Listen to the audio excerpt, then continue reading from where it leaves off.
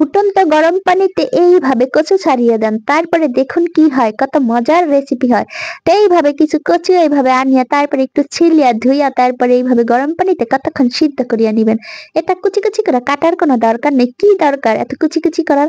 তো এইভাবে ঢাকনা দিয়ে এখন এখানে 5 থেকে 6 মিনিট একটু সিদ্ধ করে নিতে হবে। এই যে দেখুন আমার কচুগুলি কিন্তু প্রায় সিদ্ধ হয়ে গেছে, তত বেশি সিদ্ধ করতে হবে না।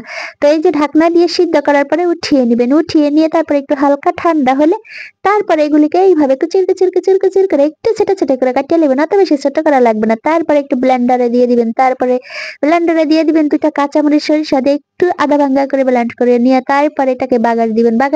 বাগারের জন্য এখানে সয়াবিন তেলের মধ্যে একটু পেঁয়াজ কুচি, একটু রসুন কুচি, তারপরে লাল মরিচ ভাঙ্গা দিয়ে দিছি। তারপরে এখানে ধুয়ে রাখা চিংড়ি মাছ দিয়ে দিলাম। চিংড়ি মাছটা আপনারা একটু হালকা থেতো করে দিতে পারেন বা কচুর সঙ্গে ব্লেন্ডার করে নিতে পারেন।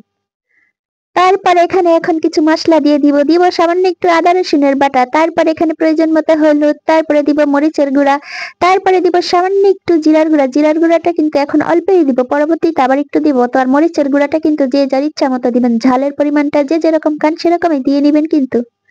আর পেঁয়াজটা ভাজার সময় কিন্তু আমি একটু লবণ দিয়ে দিয়েছিলাম, হয়তো সেটা ভিডিওতে আসে নাই, কিন্তু এখন একটু এই যে পানি দিয়ে এখন কষিয়ে নিব। তারপরে যে এটা যখন একটু কষানো হবে তারপরে দিয়ে দিব কচু, যে বাটিয়ে রাখছিলাম বা ব্লেন্ডার করে রাখছিলাম সেই বাটা কচু দিয়ে দিব।